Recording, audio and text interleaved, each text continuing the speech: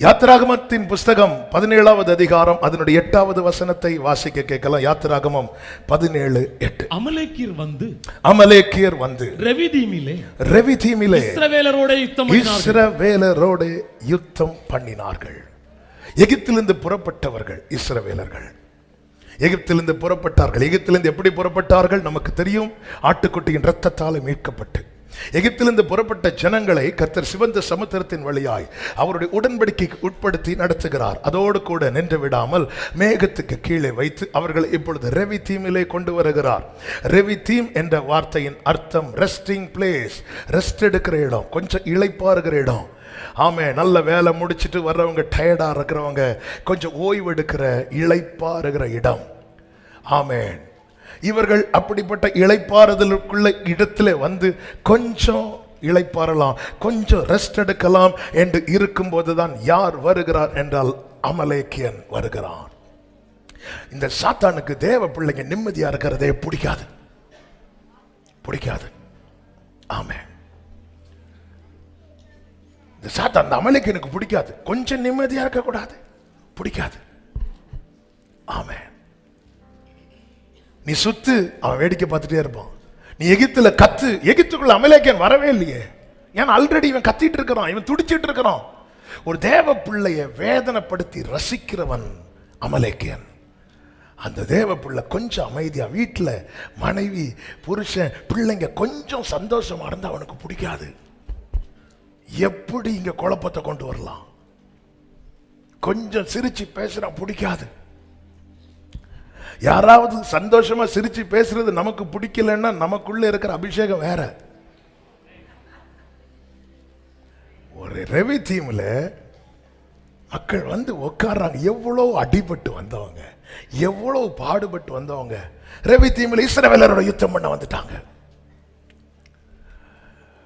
உபாகமம் 25வது அதிகாரம் 17-18 வசனங்களில் இதை குறித்து மோசேயை கொண்டு மீண்டும் நினைவுபடுத்துகிறார். எகிப்திலிருந்து புறப்பட்டு வருகிற வழியிலே அமலேக்கு தேவனுக்கு பயப்படாமல் உனக்கு எதிராக வந்து. அப்போ அமலேக்கு டார்கெட் யார் மேல இருக்கிறது தெரியுமா?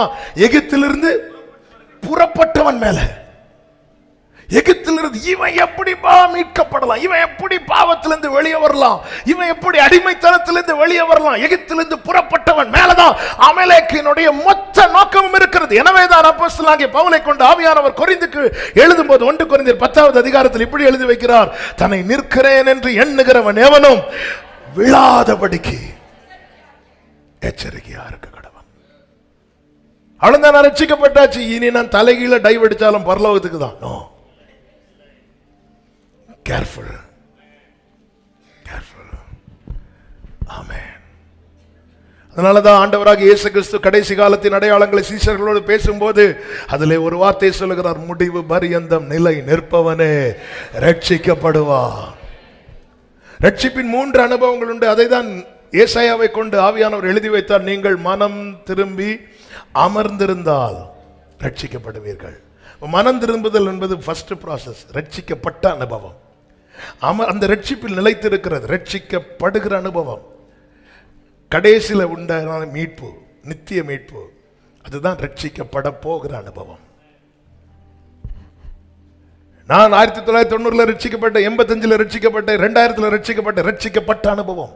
இப்பொழுது ரட்சிக்கப்படுகிற அந்த ரட்சிப்பில் நிலைத்திருக்கிற அனுபவம். அதுதான் கண்மலையின் மேல நிறுத்தி என் அடிகளை உறுதிப்படுத்தி கிறிஸ்துவோடு இணைந்து இருக்கிற அது ரட்சிக்கப்படுகிற அனுபவம். காரணம் நம்மை ரட்சிக்கவில்லை, நம்மை ரட்சித்தவரிடத்தில் நிலைத்திருக்கிறது. நான் அனுதினமும் ரட்சிக்கப்பட்டு கொண்டே இருக்கிறேன். பயங்கரமான குழியிலும் முளையான சேற்றிலும் இருந்து என்னை தூக்கி எடுத்து என் கால்களை கண்மலை மேல் நிறுத்தி என் அடிகளை ஏன் உறுதிப்படுத்தணும்? நின்னதும் ரட்சிப்பு தானே. கிறிஸ்துவண்டை வந்தது எனக்கு ரட்சிப்பு கிடைக்கிறது. அப்பொழுது ஏன் அங்கே உறுதிப்படுத்தணும்? ஏனென்றால் நம்மை நெருக்குகிற பாவங்களும் பாரங்களும் உண்டு. நமக்கு நியமிக்கப்பட்ட ஓட்டத்தில் ஓட விடாதபடி நம்மை தள்ளுகிற பாவங்களும் உண்டு, பாரங்களும் உண்டு. எனவேதான் நியமிக்கப்பட்ட ஓட்டத்திலே இயேசுவை நோக்கி, விசுவாசத்தை துவக்குகிறவரும் அதை முடிக்கிறவருமாய் இருக்கிற கிறிஸ்துவை நோக்கி பொறுமையோடு ஓடக்கடவோம். இதிலே நாம நிலைத்திருந்தால் ரட்சிக்கப்படுவோம்.